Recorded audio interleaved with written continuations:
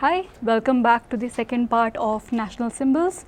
We discussed national anthem, national song and national flag in the previous lecture. This time we'll be talking about the national language. That is a trick question. Do we have a national language? You can write it in the comments till I blabber here. We do not have a national language. We have official languages. One might ask, why don't we have a national language? We have a national flag, we have a national flower, we have a national animal, we have a national bird. Why don't we have a national language? The reason being, there are way too many languages in this country. There are more than 1,000 languages, and picking just one language would mean the other language speakers would feel left out. They might feel that their language is not being represented as something that belongs to the nation.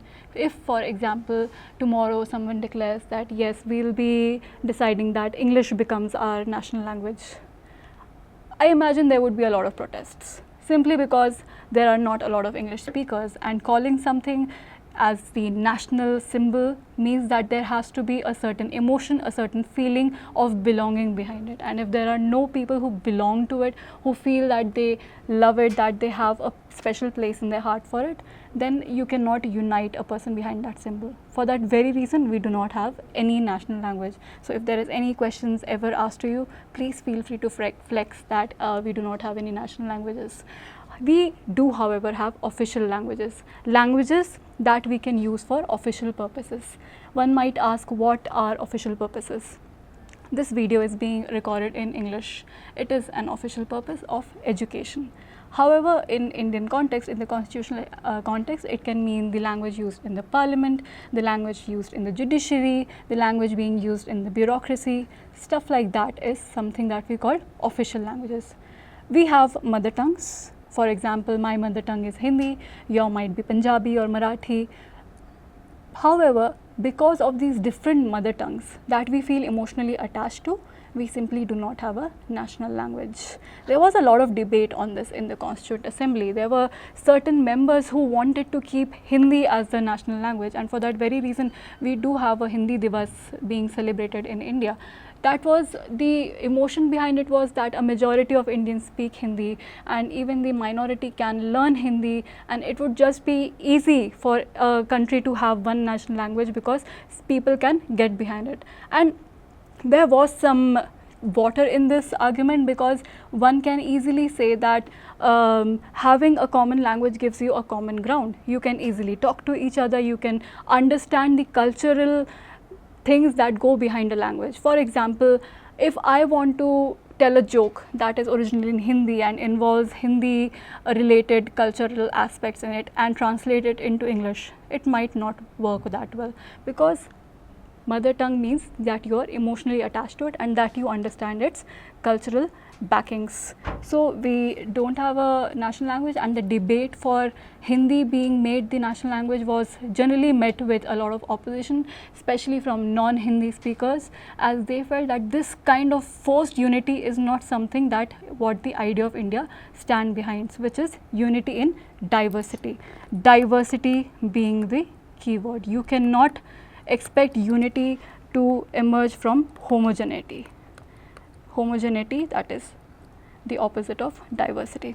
So there was a whole language debate. The large question was basically, what would the merits of having Hindi, Hindustani or English as national or official languages? Hindustani, by the way, happens to be Hindi mixed with Urdu, and Hindi is in its pure form, for those who might not know this difference. One of the members suggested a formula, the Munshi Iyengar formula. They suggested that Hindi can be recognized in the Devanagari script as the official language. Note the word official, not national. Official language of the union. Union, that is the center, not the states, the union. While also allowing the continued use of English for official purpose in parliament.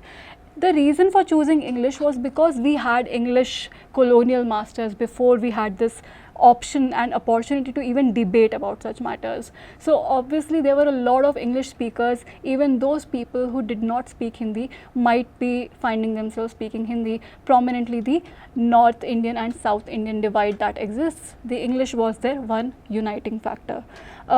There were still ongoing challenges, as we often see in news, that sometimes some wayward minister might say that we need to bring back Hindi. There was always an expectation that Hindi should become our uniting language, and the role that it has played in our national struggles should not be forgotten. However, the three language formula was something that was finally suggested, and I will be coming that to in very shortly, especially after the protests in 1960s. Just a small nugget of information for you. India currently is divided into states that are widely based on a linguistic basis. So for example, Punjab, there might be Punjabis in majority there. Maharashtra, there might be people who speak Marathi in majority. Andhra Pradesh, Telangana, Kerala, similarly, most of the states in India have been divided on a linguistic basis in 1956. Behind this organization of states, there were a lot of dark days of protests where there were fears that Hindi might be imposed on people who do not speak Hindi, and English might be taken away as an option for them as official language. So official languages, let's get right into it. Article 343 Part 1 of the Indian Constitution states that the official language of the Union, like we just discussed, would be Hindi, and the numbers to be used would be the numerals, that the international numbers that we used, not the Hindi numbers, for ease of access or to the numerals for everyone. Then additionally, we also have a clause 3 of the Official Languages Act in 1963. It allows for the continued use of English for official purposes. There were fears that Hindi might be imposed and English might not to be allowed. The easy suggestion according to the Iyengar formula was that yes, you can use English for 15 years as of now.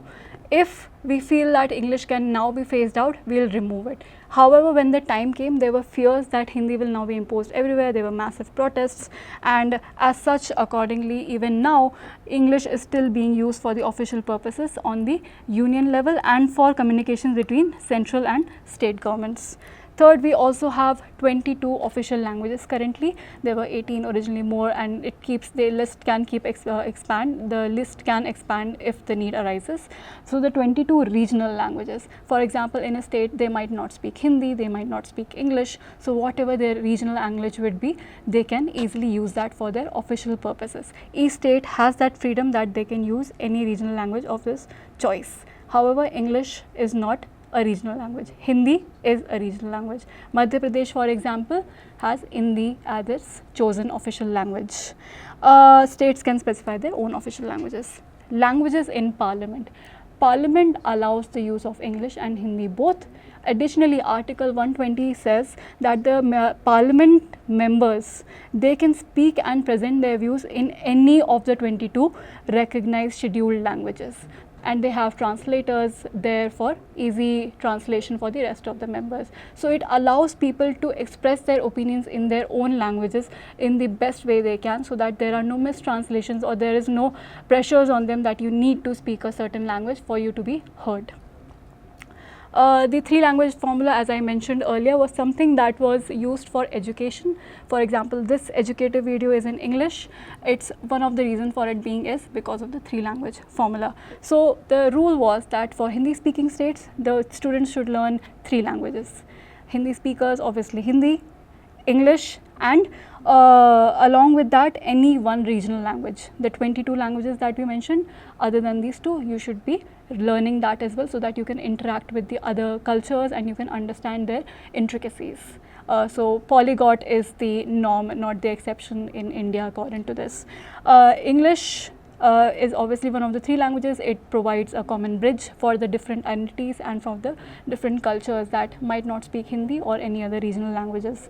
Then for non-Hindi speaking states, the option was again for the three language formula: English, Hindi, English, their own regional language, and Hindi, so that they can communicate with the Hindi speakers and not have any ill feelings towards them. However, Tamil Nadu was not very willing to take this formula either. They have been steadfastly opposing the 3-language formula and been believing in the idea that they will only learn Tamil and English, and whoever wishes to learn Hindi, they can. However, such a thing should not be imposed on them. The language debate still continues. There are people who support that Hindi should become the most prominent and important language, maybe even a national language, and people who go against that idea. So let's look at their arguments quickly before we wrap up this lecture. So the proponents basically see Hindi as a free of the Hindi that is in its original form, the Sanskritized version, the one that is free of impurities, as the sole national language and the thing that can truly unite the Indian people. However, on the other hand, the non-Hindi, the opponent of Hindi, they say that imposing any one language is a form of language imperialism, and a country that just became free, or rather has been free for certain years, it is not fair that you should be expected to speak the language of the majority while being not allowed to speak your own. You might ask, why such a big deal with languages? This is a little thought experiment for you before we end this lecture. If tomorrow, if I force you to learn any new language, for example French, and this is something that I am doing with you from your childhood, you might not be able to learn your mother tongue as well. If, for example, I force you to learn French and French only and not as such Hindi, and I say that for you to get a job you need to know French, French becomes your higher priority, and you might get lacking in Hindi as such. That's why the opponents of Hindi do not like that idea that any language should be imposed on them over their mother tongue. Then the proponents of Hindi even seek to replace English as the official language with Hindi as being the primary language of communication between states. However, as you can see, this is something again being opposed by the non-Hindi group, saying that English is more of a neutral language even though it has colonial roots, simply because it's something that does not belong to either of us. Lastly, the Hindi proponents, they think that Hindi can serve as a national integrator, as an emotional bond. However, again, the opponents, they say this kind of forced unity goes against the diversity that we celebrate in India, of the imagery that we have of India being a diverse country. So the issue of national language and official language, that is Rashtra Bhasha and Rajya Bhasha, is something that still continues and often flares up when issues of linguistic minorities arises, and it is still very relevant. And I hope that whenever you see any instances around you related to such national symbols, you will have a fresh perspective on these from our Constituent Assembly debates. I hope you enjoyed your lecture, and if you have any doubts, any comments, please feel free to address them in the comments. I'll see you next time. Bye bye.